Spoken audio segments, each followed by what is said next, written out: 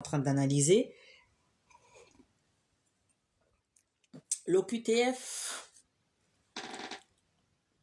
n'était pas assorti de délai de départ volontaire, c'est-à-dire que c'était une OQTF sèche, où il fallait qu'ils partent dardard avec un pays de destination et de surcroît une interdiction de retour sur le territoire français. Donc c'était ce qu'on était en train d'analyser. Et donc dans un premier temps, on a un peu expliqué cette circulaire du ministère de l'Intérieur, donc avec ces 5 points, où systématiquement il fallait coller une OQTF sans délai de retour avec une interdiction du territoire à toutes les demandes de changement de statut, surtout en ce qui concerne les titulaires d'un titre de séjour étudiant.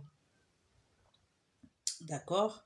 Donc, et on avait précisé que cette pratique permettait justement au préfet d'inscrire donc systématiquement les personnes qui font l'objet d'une OQTF dans un fichier Schengen, donc qui est consultable par les 26 pays qui font partie de l'espace de libre circulation Schengen. Donc, dans ces fichiers Schengen, il y a la photographie des personnes qui ont fait l'objet de l'OQTF ainsi que leurs empreintes digitales.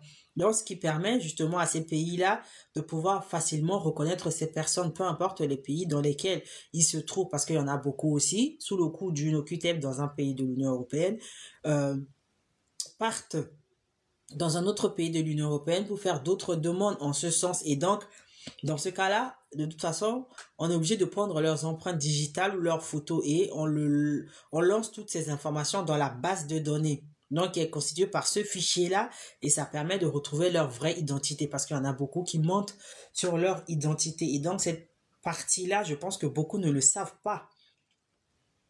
Oui, parce que c'est une note circulaire, c'est une note interne au préfet.